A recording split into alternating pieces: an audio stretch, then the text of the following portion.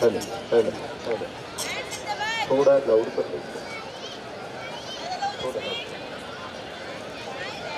Hello hello hello hello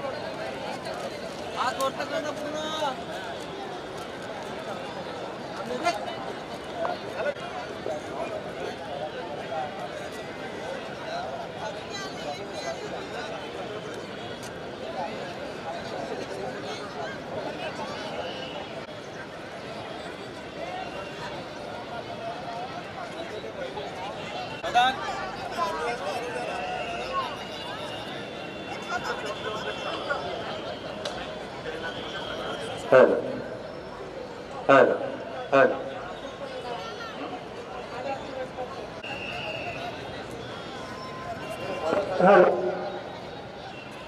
hello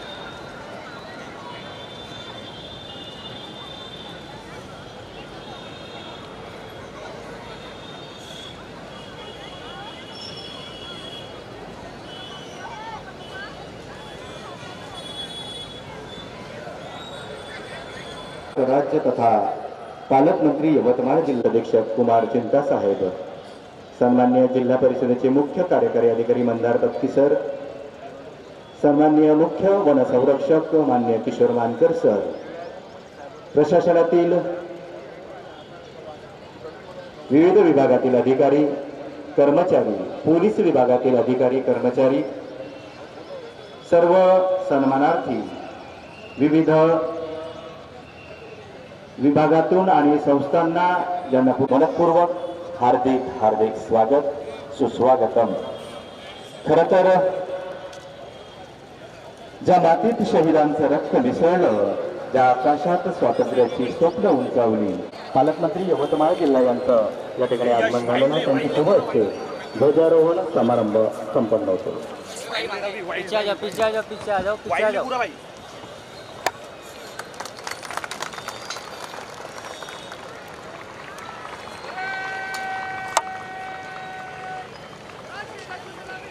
भाई centre से छोड़ side पे।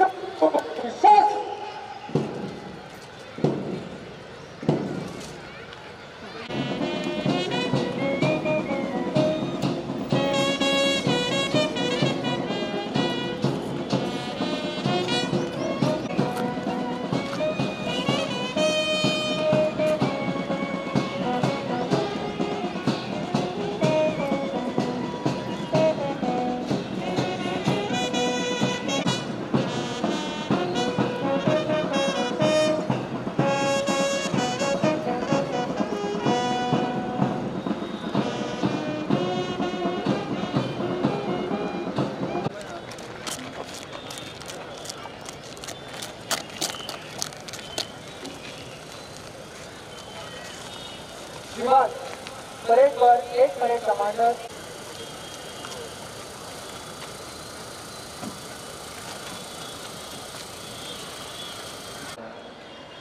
तेजस्वी Sarda IPS,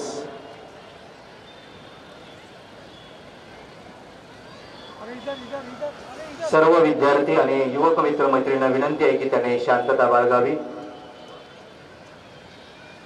एक शिस्तबद्ध पोलीस परेडचं निरीक्षण या ठिकाणी आपण बघताय.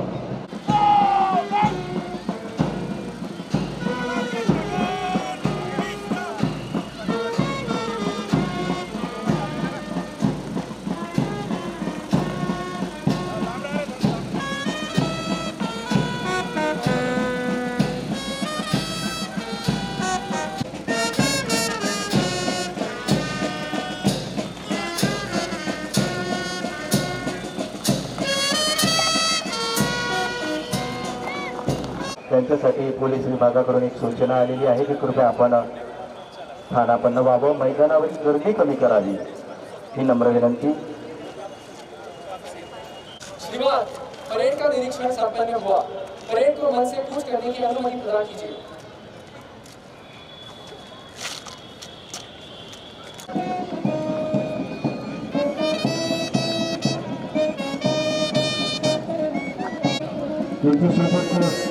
प्लाटून आहे, पोलीस विभाग पुरुष प्लाटून कमांडर आहेत.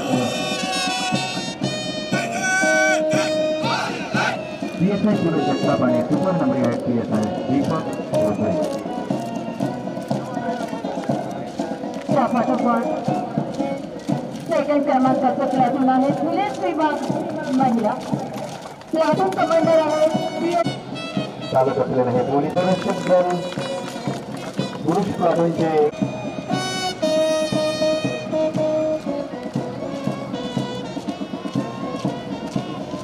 पाचव्या क्रमांकाच्या प्लाटून नंतर येत आहे हरित सेना पथक वेदधरणी माध्यमिक विद्यालय पिंपळगाव.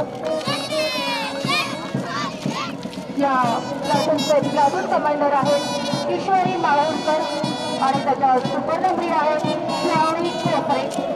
मार्गदर्शक शिक्षक आहेत अजयराव रवींद्र वजाडे. त्यानंतर नवोदय विद्यालय बेलोरा घाटांची मुलींचं प्लाटून आपल्या समोर येते आहे. याच्या प्लाटून कमांडर आहेत आराध्या कडखेनीकर आणि सुपर नंबरी आहेत वाणी देवे. मार्गदर्शक आहेत सोनिया मॅम.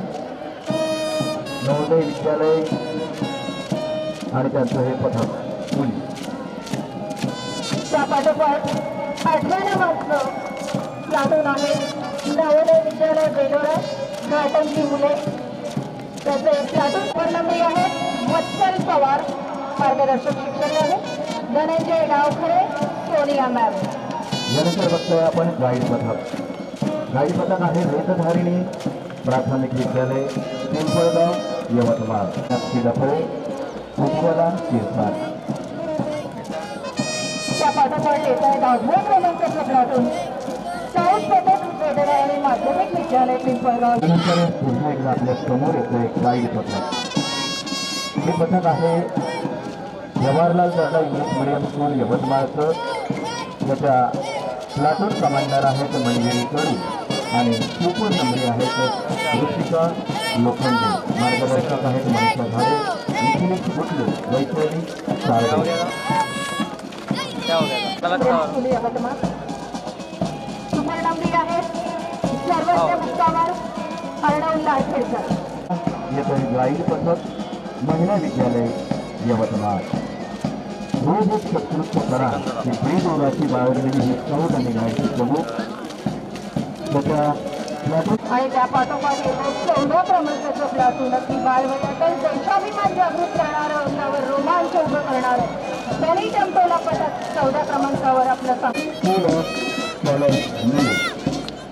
याच्या प्लाटून कमांडर आहेत जयजीत संघा आणि सुपर नंबरी आहे श्री नारनवरे. मार्गदर्शक जयश्री घोटे. प्लाटून पथसंचलनामधील सर्वात लहान वयोगट आहे.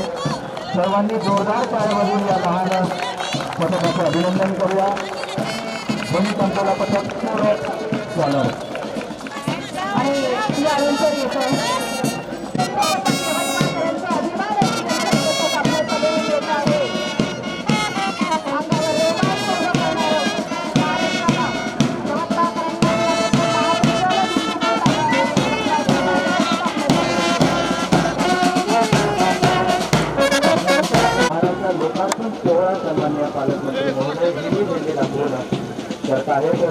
एकूण 62 वाहनं सन्माननीय पालकमंत्री महोदयांच्या प्रेरणेतून आणि जिल्हाधिकारी महोदयांच्या मार्गदर्शनातून प्राप्त मंजूर झालेली आहेत. त्यापैकी 24 वाहनं जिल्ह्याला प्राप्त झालेली असून या 24 वाहनांपैकी काही वाहने या ठिकाणी पथसंचलनासाठी सज्ज आहेत. तेव्हा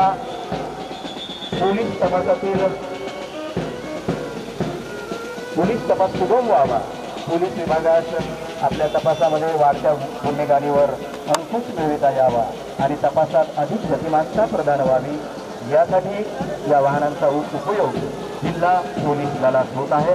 आणि निश्चितच आम्ही यवतमाळकर अशी प्रतिज्ञा करतो की आम्ही बालविवाह करणार नाही. बालविवाहाच्या कोणत्याही कार्यात सहभागी होणार नाही.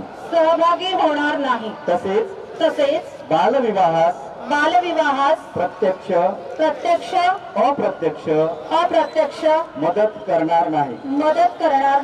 बालविवाहाने मुलांच्या शैक्षणिक सामाजिक मानसिक व शारीरिक आयुष्यावर दुष्परिणाम होतात याची आम्हाला जाणीव आहे.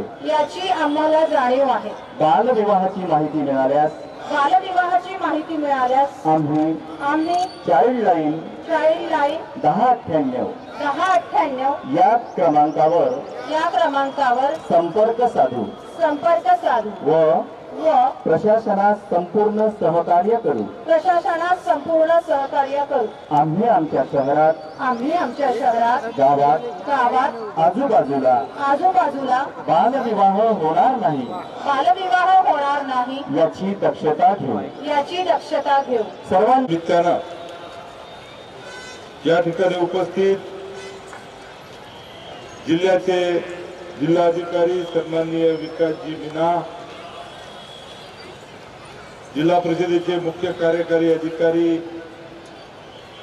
मंदारजी पत्की, यवतमाळ पोलीस दलाचे प्रमुख जिल्हा पोलीस अधीक्षक कुमारजी चिंता, वन विभागाचे प्रमुख सीसीएफ श्री मानकरजी, उपस्थित जिल्ह्यातले सर्व अधिकारी वर्ग, कर्मचारी वर्ग, आज या ठिकाणी उपस्थित सर्व जिल्ह्यातील मान्यवर मंडळी, तरुण मित्र, बालमित्र तसेच बंधू आणि भगिनींनो, भारताच्या 77व्या प्रजासत्ताक दिनाच्या सोहळ्याला उपस्थित आज या ठिकाणी लोकप्रतिनिधी, आदरणीय स्वातंत्र्य संग्राम सैनिक, प्रशासकीय अधिकारी, पत्रकार बांधव आणि उपस्थित सर्व नागरिकांना मी प्रजासत्ताक दिनाच्या मनपूर्वक शुभेच्छा या ठिकाणी देतो. आपल्या भारतात किंवा भारत देशाला असंख्य शूरवीरांच्या त्यागातून स्वातंत्र्य मिळाले. जगात सर्वात मोठी लोकशाही असलेल्या आपला भारत देशासाठी पूजनीय भारतरत्न डॉक्टर बाबासाहेब आंबेडकर आणि घटनाकारांच्या दूरदृष्टिकोनातून राज्यघटना निर्माण झाली आणि ती दिनांक 26 जानेवारी 1950 रोजी अंमलात आली. या संविधानामुळे देश एक सदृढ गणराज्य बनला आहे. देशाचे प्रधानमंत्री आदरणीय नरेंद्रजी मोदी साहेब यांच्या खंबीर नेतृत्वात भारत देश प्रगतीच्या प्रत्येक क्षेत्रामध्ये झेप घेत आहे. राज्याचे मुख्यमंत्री सन्माननीय देवेंद्रजी फडणवीस यांनी गतिमान विकासाची कास धरून महाराष्ट्राचे खऱ्या अर्थानं पहिल्या क्रमांकाचे स्थान अधिक दृढ केलेले आहे. परकीय गुंतवणुकीच्या बाबतीत महाराष्ट्र देशात सर्वात आघाडीवर आहे. आता स्वित्झर्लंड देशातील दावोस येथे वर्ल्ड इकॉनॉमिक फोरम मध्ये 37 लाख कोटीचे सामंजस्य करार करण्यात आलेले आहेत. यातून महाराष्ट्रात 43 लाख इतकी रोजगार निर्मिती होणार आहे. आपला देश कृषी प्रधान आहे.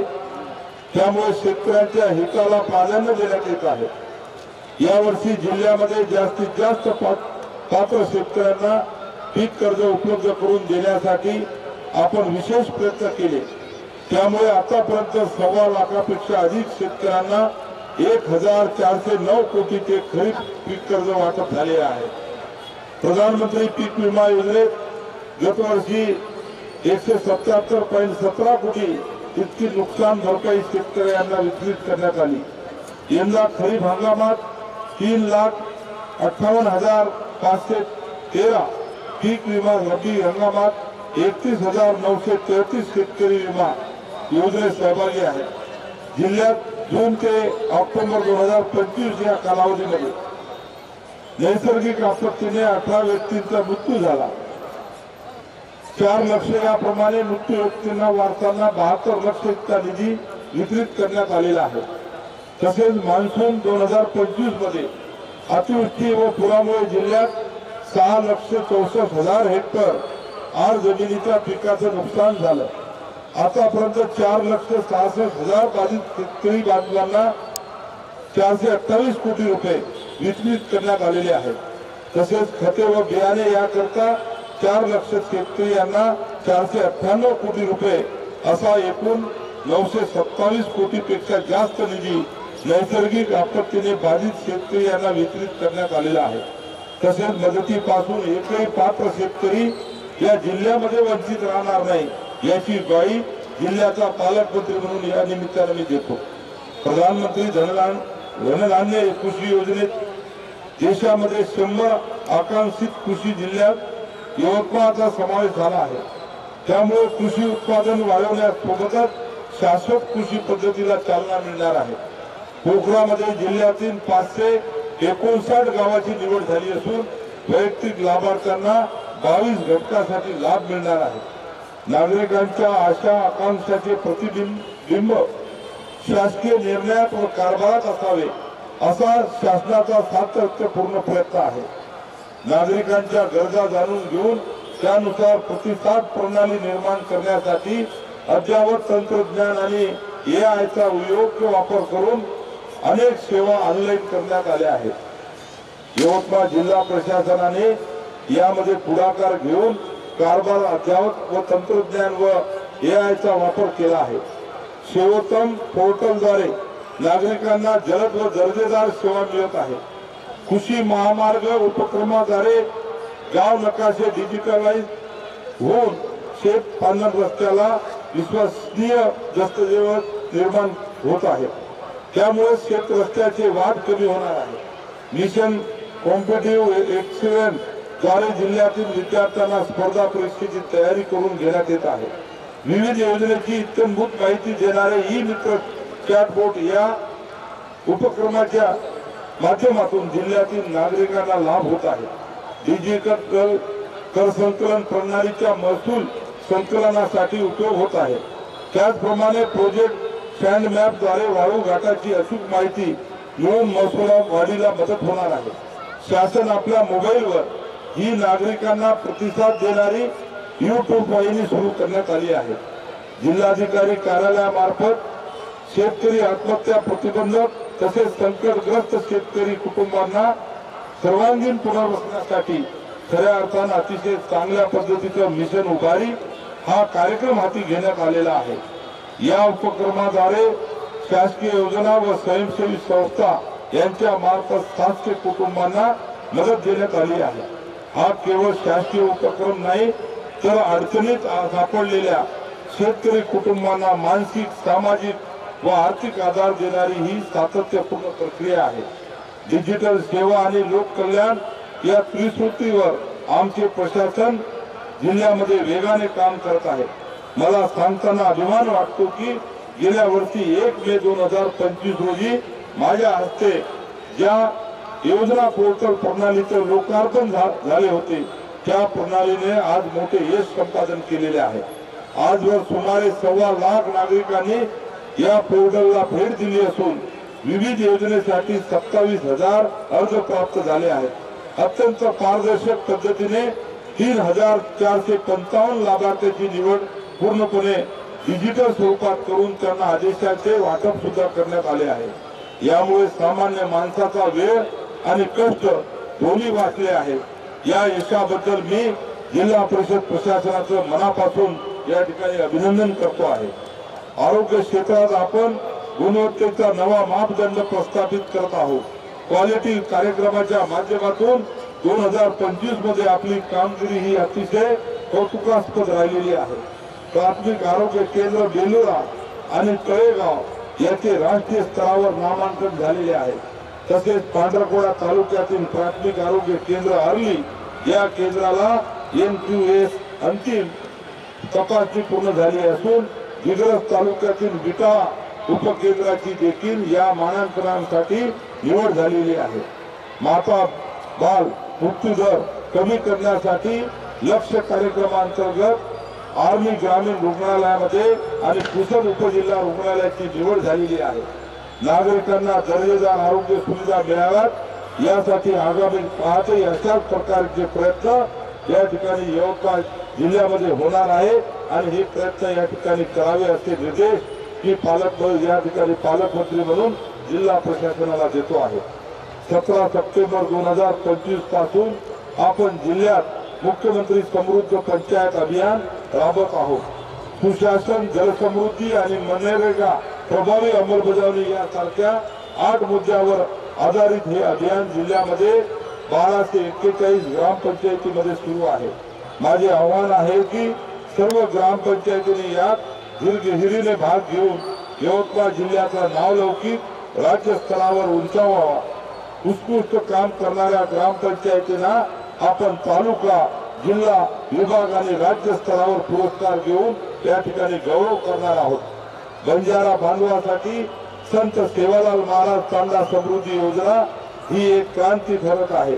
या अंतर्गत आपण जिल्ह्यासाठी 36 तांड्यांना स्वतंत्र ग्रामपंचायतचा दर्जा दिलेला आहे.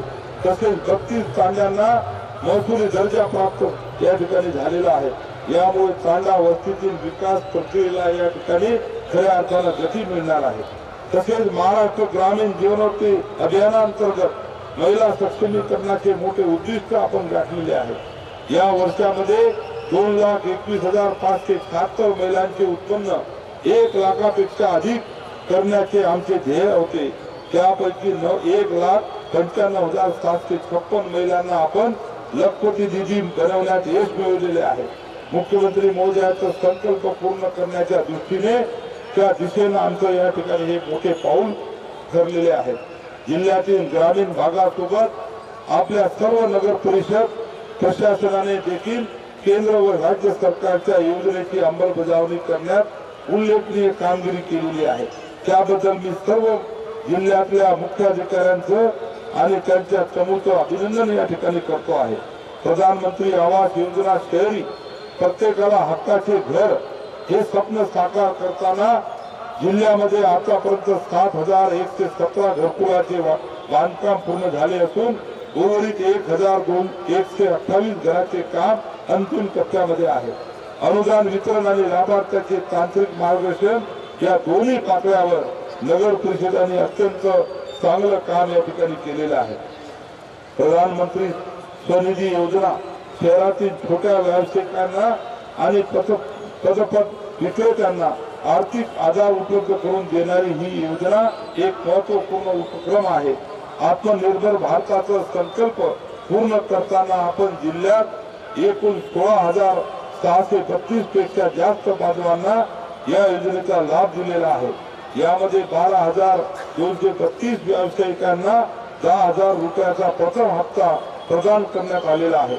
580 जणांना 20,000 रुपयाचा द्वितीय हप्ता देण्यात आलेला आहे. तर 750 लाभार्थ्यांना 50,000 रुपयाचा तिसरा हप्ताचा लाभ या ठिकाणी आपण देत आहोत आणि आपला व्यवसाय विस्तारणार या माध्यमातून होणार आहे. डिजिटल व्यवहार प्रोत्साहन आणि पारदर्शक कारभारामुळे आपल्या जिल्ह्यातील नगर परिषदा स्मार्ट आणि गतिमान प्रशासनाचे उत्तम उदाहरण या ठिकाणी सादर करत आहे. प्रशासकीय पारदर्शकता आणि लोककल्याणाचा आदर्श डोळ्यासमोर ठेवून छत्रपती शिवाजी महाराज शिबिर महाराजस्व अभियानांतर्गत जिल्ह्यात महसूल विभागाच्या वतीनं 348 शिबिराचं आयोजन करण्यात आलेलं आहे। या माध्यमातून जिल्ह्यातील तब्बल 1,49,573 लाभार्थ्यांना शासनाच्या विविध कल्याणकारी योजनेचा थेट लाभ या ठिकाणी मिळवून देण्यात आलेला आहे। शेतकऱ्यांच्या सोयीसाठी पांढरण रस्ते मोकळे असणे अत्यंत आवश्यक आहे। डिसेंबर 2025 अखेरपर्यंत जिल्ह्यामध्ये 263 पांढरण रस्ते अतिक्रमित होते। मला सांगताना आज आनंद होतो आहे की महसूल प्रशासनाने अत्यंत तातडीने कारवाई करत यामधील 251 रस्ते अतिक्रमण मुक्त केलेले आहेत। त्यामुळे शेतकरी बांधवांना खऱ्या अर्थानं दळणवळणाचा प्रश्न या ठिकाणी सुटण्यासाठी फार मोठी मदत झालेली आहे। जिल्ह्यात आपण कृषी महामार्ग हा नाविन्यपूर्ण उपक्रम राबवत आहोत। या अंतर्गत जे शेत पांढरण रस्ते मूळ गाव नकाशावर उपलब्ध नव्हते ते आता नकाशावर घेण्याची प्रक्रिया सुरू आहे। आतापर्यंत 8 गावामध्ये नकाशे अद्ययावत करण्यात आलेले असून मार्च 2026 अखेर जिल्ह्यातील सर्व गाव नकाशे अद्ययावत करण्याचे नियोजन प्रशासनाने केलेले आहे। यामुळे जमिनीचे वाद कमी होऊन शेतकऱ्यांना शाश्वत रस्ते उपलब्ध होतील। हिंदू हृदय सम्राट बाळासाहेब ठाकरे महाराष्ट्र समृद्धी महामार्गामुळे आपला जिल्हा जसा थेट मुंबईशी जोडला गेलेला आहे आणि विकासाची नवी दारे उघडली आहेत। या धर्तीवर महाराष्ट्र शक्तीपीठ महामार्ग हा प्रकल्प आपल्या जिल्ह्यासाठी महत्वाचा ठरणार आहे।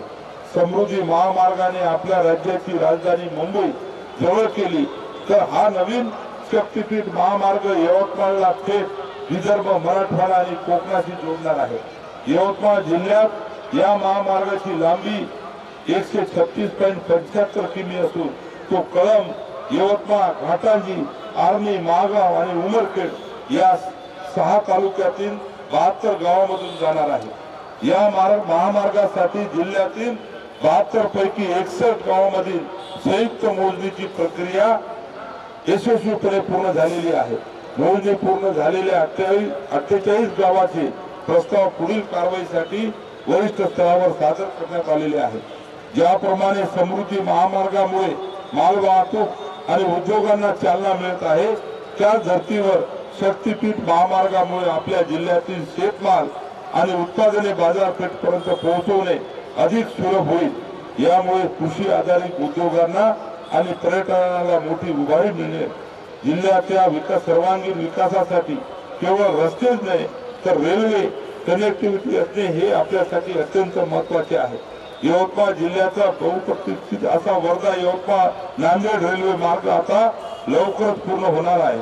हा रेल्वे मार्ग एकूण 184 किलोमीटर लांबीचा असून त्याचे काम सध्या गतीने सुरू आहे। हा मार्ग पूर्ण झाल्यानंतर आपल्या जिल्ह्याच्या औद्योगिक, व्यापारी आणि कृषी विकासाला एक नवी गती मिळेल। मला ठाम विश्वास आहे की या प्रकल्पासाठी जिल्ह्यात एकूण 270.92 हेक्टर क्षेत्र संपादित करण्याचे उद्दिष्ट आहे। यापैकी 107.80 हेक्टर क्षेत्राचे संपादन यशस्वीपणे जिल्हा प्रशासनाने पूर्ण केलेले आहे। उर्वरित 55.32 हेक्टर क्षेत्र संपादन देखील आपण लवकर पूर्ण करत आहोत। माननीय बाळासाहेब ठाकरे कृषी व्यवसाय व ग्रामीण परिवर्तन प्रकल्पात स्मार्ट मध्ये 15 शेतकरी उत्पादन कंपन्यांना मान्यता देण्यात आली असून 72 कंपन्यांना 9,26 लाख रुपये निधी वितरित केला आहे। याची गोदाम, बांधकाम, मशिनरी शेड अशी कामे सुरू झाली आहेत। जिल्ह्यात प्रत्येक तालुक्यात ग्रामीण मृद प्रशिक्षण प्रयोगशाळा उभारण्यात येत आहे।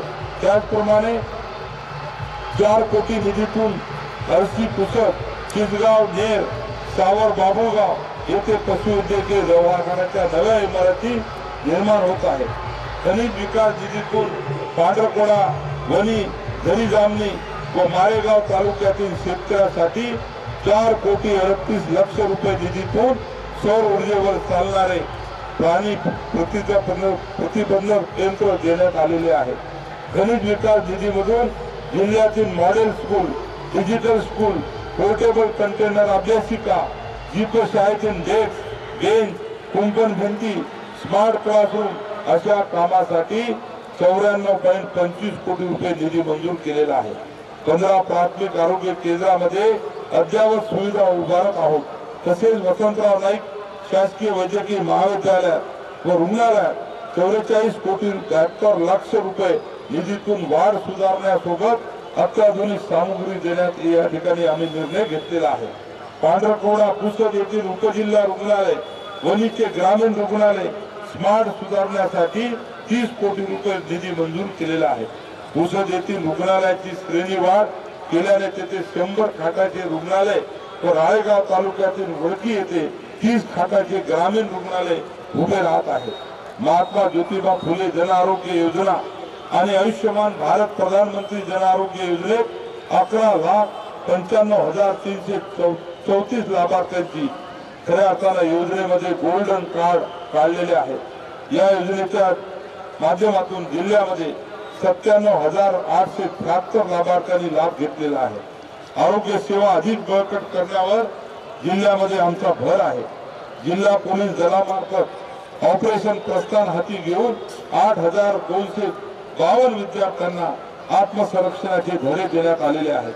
सायबर सुरक्षितता नवे कायदे याविषयी मार्गदर्शन दिले जात आहे. महिला भगिनींसाठी महिला आर्थिक विकास महामंडळाच्या माध्यमातून जिल्ह्यात 6,876 महिला बचत गट स्थापन झाले असून त्यात 76,964 सभासद आहेत. त्याद्वारे आम्ही 22,563 महिलांना व्यवसाय उद्योगासाठी मदत या ठिकाणी झालेली आहे. प्रत्येक तालुक्यात महिलांना ड्रोन सारखे प्रशिक्षण देऊन ड्रोनद्वारे शेत फवारणी सुविधा देण्यात येत आहे. गेल्या वर्षात रोजगार हमी योजनेच्या माध्यमातून 2,84,889 व्यक्तींना रोजगार मिळालेला आहे व 41,644 कामे पूर्ण झालेली आहे. यंदा 58,703 कामे हाती घेण्यात आलेली आहेत. यवतमाळ जिल्ह्यातील बेमळा नदी प्रकल्पाच्या कामासाठी 4,775 कोटी निधी मिळालेला आहे. कॅबिनेट बैठकीमध्ये नुकतीच या ठिकाणी याला शासनाने मंजुरी दिलेली आहे. त्यामुळे नेर, बाबुगाव, कळंब, राळेगाव व मारेगाव या 5 तालुक्यामध्ये एकूण 58,768 हेक्टर लागवडीलायक क्षेत्राला सिंचनाचा लाभ मिळणार आहे. जिल्ह्यातील सर्व 16 पंचायत समितीमध्ये नागरिकांसाठी शुद्ध आणि थंड पिण्याच्या पाण्याची सुविधा उपलब्ध या ठिकाणी करून देण्याचा प्रयत्न या ठिकाणी आम्ही केलेला आहे. या धर्तीवर जिल्हा रुग्णालय आणि प्रमुख बसस्थानकावरही ही सुविधा देण्यात या ठिकाणी मंजुरी देण्यात आलेली आहे. तसेच श्री वसंतराव नाईक शासकीय वैद्यकीय महाविद्यालयातील एक्स-रे विभागासाठी अत्याधुनिक 128 स्लाइस सिटी स्कॅन मशीन उपलब्ध करून दिलेली आहे. ज्यामुळे गोरगरीब रुग्णाला जिल्ह्यात त्या ठिकाणी मोठी उपचाराची सुविधा मिळेल.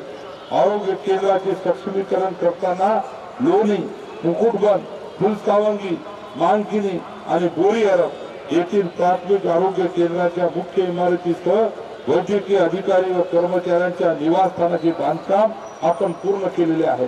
आमच्या विद्यार्थ्यांचे भविष्य उज्ज्वल करण्यासाठी जिल्हा परिषद आणि नगर परिषदेच्या सुमारे 200 शाळांचे डिजिटायझेशन करण्यात आलेले आहे. विशेष म्हणजे 5वी आणि 8वीच्या विद्यार्थ्यांच्या शिष्यवृत्ती परीक्षेचा निकाल सुधारावा यासाठी आपण मोबाईल ॲपद्वारे अत्याधुनिक शैक्षणिक सुविधा निर्माण केलेली आहे. तसेच तांडा वस्ती सुधार योजनेअंतर्गत 7 तांड्यामध्ये अत्याधुनिक वाचनालयाच्या बांधकामाला मंजुरी दिलेली आहे. जेणेकरून तांड्यातील मुले स्पर्धा परीक्षेमध्ये मागे राहणार नाही. जिल्ह्यातील कायदा व सुव्यवस्था अधिक मजबूत करण्यासाठी पोलीस दलाला 50 नवीन अत्याधुनिक वाहने स्कॉर्पिओ आणि बेलोरो उपलब्ध करून देण्यात आलेली आहे. गुन्हेगारीवर नियंत्रण मिळवण्यासाठी सर्व तालुक्यातील मुख्य चौकात सीसीटीव्ही यंत्रणा कार्यान्वित केलेली आहे. तसेच औद्योगवाडी आणि दारवा पोलीस स्टेशनच्या नवीन इमारतीचं बांधकाम पूर्ण करण्यात या ठिकाणी पोलीस प्रशासनाला अधिक सक्षम करण्याच्या दृष्टीनं या ठिकाणी सहकार्याची भूमिका आहे. यवतमाळ जिल्ह्याच्या आणि पर्यायाने विदर्भाच्या सिंचन क्षेत्रामध्ये कायापालट करणारा निम्न पैलगंगा आंतरराष्ट्रीय प्रकल्प हा आपल्यासाठी एक अत्यंत महत्वाकांक्षी प्रकल्प आहे. घाटांजी तालुक्यातील हा प्रकल्प केवळ पाणी पुरवठ्याचे साधन नसून या भागातील विकासाचे नवीन इंजिन ठरणार आहे. या प्रकल्पामुळे महाराष्ट्रातील यवतमाळ, नांदेड, चंद्रपूर आणि तेलंगणा राज्यातील आदिलाबाद अशा 2 राज्यामधील सुमारे 1,60,000 हेक्टर क्षेत्राला सिंचनाचा लाभ मिळणार आहे. प्रकल्पाची एकूण सिंचन क्षमता 2,35,275 हेक्टर इतकी अफाट आहे. हा प्रकल्प आंतरराष्ट्रीय असून याची किंमत क्षमता 2 लाख हेक्टर पेक्षा जास्त असल्यामुळे तो राष्ट्रीय प्रकल्पामुळे सर्व निकष पूर्ण करतो. महाराष्ट्र आणि तेलंगणा या दोन्ही राज्यामध्ये पाणी वापर आणि खर्चाबाबत पूर्ण सहमती झालेली आहे. प्रकल्पाची व्याप्ती मोठी असल्याने आपण त्याचे काम 3 टप्प्यात पूर्ण करणार आहोत. पहिल्या टप्प्यामध्ये 2030 पर्यंत धरण बांधकाम पूर्ण करून सुमारे 58,975 हेक्टर सिंचन क्षमता निर्माण करण्याचे आमचे उद्दिष्ट आहे. त्यासाठी 13 गावांचे पुनर्वसन आणि 7,171 हेक्टर भूसंपादनाची प्रक्रिया सुरू आहे. सन 2025-26 या अर्थसंकल्पाच्या या प्रकल्पासाठी 250 कोटी रुपयाची तरतूद करण्यात आली असून भूसंपादनासाठी वाढीव निधीची मागणी आपण शासनाकडे जाऊन धरलेली आहे. हा प्रकल्प पूर्ण झाल्यावर केवळ शेतीलाच पाणी मिळणार नाही तर पिण्याच्या पाण्याचा प्रश्न सुटणार आहे. आज शासन प्रशासनासोबत समाजातील संस्था, स्वयंसेवी संस्था, संघटना याच्या सहकार्याने विकास प्रक्रिया पुढे जात आहे. जिल्ह्यात केवळ सरकारची यंत्रणा नाही तर अनेक सेवाभावी संस्था आणि व्यक्ती स्वयंस्फूर्तीने माणुसकीची जोड ठेवत या ठिकाणी अनेक कार्य करत आहेत.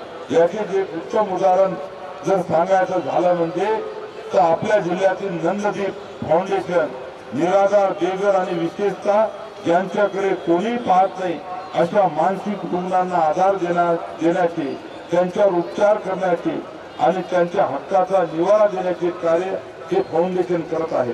या फाउंडेशनाचे संस्थापक श्री संदीप शिंदे यांच्या कार्याची दखल आता 7 समुद्रापार घेतली गेलेली आहे. ही आपल्या सर्वांसाठी अतिशय आनंदाची गोष्ट आहे, अभिमानाची गोष्ट आहे. अत्यंत मानाचा आणि प्रतिष्ठेचा हाँगकाँग मधील द वन ह्युमॅनिटेशन अवॉर्ड देऊन त्यांचा सन्मानित करण्यात आलेले आहे. ही आपल्या सर्वांसाठी अतिशय महत्वाची गोष्ट आहे. त्यांना मिळालेल्या जिजामाता इज्जत गौरव हा खऱ्या अर्थानं सेवावृत्तीचा आणि अभ्यासू वृत्तीचा सन्मान आहे. अशा सेवाभावी लोकांमुळे आपल्या जिल्ह्याचे नाव आज जागतिक स्तरावर सुद्धा चमकत आहे. त्यांचे मी या ठिकाणी मनपूर्वक अभिनंदन करतो आणि इतरही संस्था खऱ्या अर्थानं ज्या चांगल्या काम करत आहेत त्यांचं सुद्धा मी या ठिकाणी कौतुक आणि अभिनंदन करतो. सर्वांच्या साथीने खऱ्या अर्थानं विकासाचा हा प्रवाह असाच पुढे नेण्याचा खऱ्या अर्थानं आमचा निर्धार आहे. त्यामुळे विकसित भारत 2047चे स्वप्न निश्चित पूर्ण होईल या शंका नाही. परत मी आपल्या सर्वांना या ठिकाणी प्रजासत्ताक दिनाच्या मनापासून शुभेच्छा देतो. जय हिंद, जय महाराष्ट्र. धन्यवाद सर. निश्चितच शिक्षण आरोग्य कृतीसाठी कोटी प्रणाम. रक्त सांडलेल्या या जवानांसाठी, रक्त सांडलेल्या या जवानांसाठी. यानंतर पुरस्कार प्राप्त आहे वीर नारी श्रीमती. त्यानंतर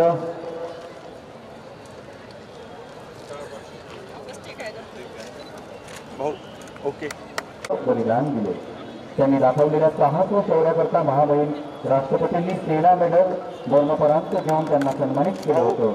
त्यांच्या या जिल्हाधिकारी सन्मान्य विक्राजी मीना साहेब, जिल्हा पोलीस अधीक्षक कुमार चिंता, मुख्य कार्यकारी अधिकारी जिल्हा परिषद यवतमाळ मंदार पत्की सर आणि माननीय मुख्य वनसंरक्षक यवतमाळ माननीय शिक्षक आमंत्रित करतो आमचे सन्मित्र अविनाश जोशी सर. धन्यवाद सर. सन्मान्य व्यासपीठ तसेच उपस्थित सर्व नागरिक बंधू भगिनी, सर्व शाळांचे विद्यार्थी यांना हा शाळांमधील जवळपास 686 शालेय विद्यार्थिनी विविध शारीरिक प्रात्यक्षिके आपल्यासमोर सादर करीत आहेत. सर्व नागरिक बंधू भगिनींना माझी विनंती